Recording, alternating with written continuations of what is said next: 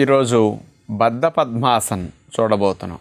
మామూలుగా పద్మాసనమే 190 మంది వేయలేరు. చిన్నపిల్లలకైతే పద్మాసనం వస్తుంది, కానీ బద్ధ పద్మాసనం అనేది బాగా ఫ్లెక్సిబిలిటీ ఉన్నవారు, బాగా యోగ సాధన చేసేవారు చేయగలుగుతారు. ఇప్పుడు చూడండి, పద్మాసనం వేసి కూర్చున్న తర్వాత చేతుల్ని చాపేసి వీపు వెనక భాగానికి తీసుకెళ్తాం. కుడి చేతిని వీపు వెనక తీసుకెళ్ళి ఎడమ పాదాన్ని, ఎడమ చేతిని వీపు వెనక నుంచి తీసుకొచ్చి కుడి పాదాన్ని అట్లా పట్టుకోవాలి.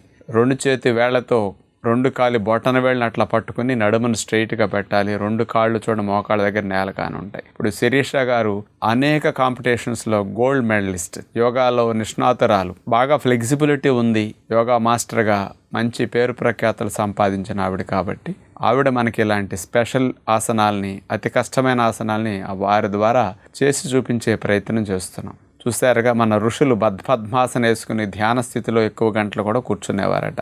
వాళ్ళు ఏకభుక్తం చేస్తారు కాబట్టి నడుము సన్నగా ఉంటుంది, కాళ్ళు సన్నగా ఉంటాయి, ఫ్లెక్సిబిలిటీ ఎక్కువ ఉంటుంది. శరీరంలో అన్ని అవయవాలు స్వాధీనంలో ఉన్నాయి అని అనటానికి బద్ధ పద్మాసనం చేయటం ఒక గుర్తుగా మన ఋషులు అభ్యాసం చేశారన్నమాట. మరి మీ పిల్లలకి చిన్నప్పటి నుంచి కూడా బద్ధ పద్మాసనం చేపిస్తే చాలా మంచిది. ప్రయత్నం చేసి చూడండి.